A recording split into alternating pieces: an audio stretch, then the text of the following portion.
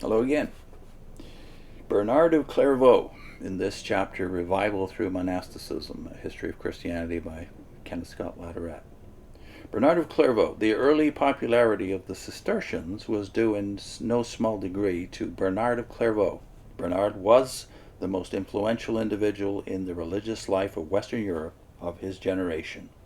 The first half of the 12th century was marked by many men eminent in the Latin Church, but in the weight which he carried with his contemporaries, Bernard stood head and shoulders above them all.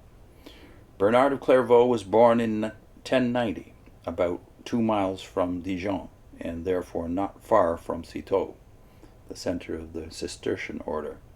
He was of Burgundian noble stock and of devout parents. At their birth, his mother dedicated each of her children to God. Frail of physique, charming, from boyhood Bernard was deeply religious. It was probably in 1112, when he was about 22 years of age, that Bernard became a monk of Citeaux. With him, he brought about 30 friends and relatives, including 5 of his brothers, who had been won by his ardent persuasiveness. The last remaining brother, the youngest, followed them later.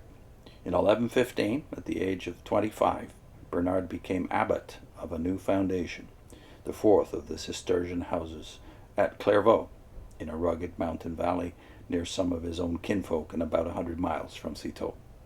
He was to remain head of that house until his death in 1153.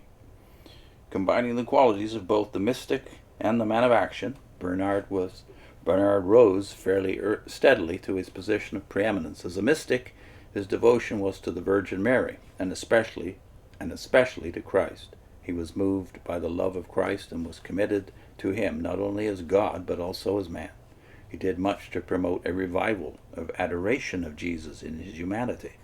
This is seen in the hymn which is usually ascribed to him, Jesu Dulcis Memoria, that is, portions of which in their English translations are the hymns which begin with the lines, Jesus, the very thought of thee with sweetness fills my breast, and Jesus, thou joy of loving hearts. We might remember the Bach version, Jesus, joy of man's desiring. If not written by Bernard, Jesu Dulcis Memoria is akin to his spirit. Humble and yet bold, and on occasion caustic, Bernard became the mentor of Western Europe. Eloquent and persuasive as a preacher and orator, he was a major force, as we have seen, in promoting the Second Crusade. He carried on a prodigious correspondence and traveled seemingly incessantly.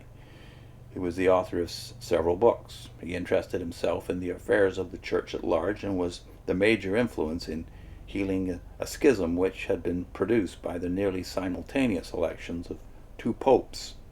In striving to maintain what he deemed orthodoxy, he sought to win heretics by preaching, and was a vigorous and persistent critic of Abelard, whom we are to meet later as a leading intellectual figure in Western Europe in the 12th century.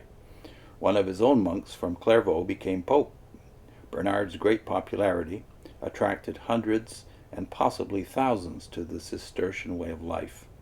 Largely because of him, the Cistercians became active in reforming and elevating the quality of the church. Next time, other 12th century monastic movements. I'll put in a link here to Jacques Ellul, the Reformed theologian and sociologist, and his take on this period, the early medieval period mostly. It's a playlist which is, I think, up to about 10 altogether, but about 6 of them are connected together. And I'll put the first of those on your screen. It has to do with the period around and after Constantine. See you next time.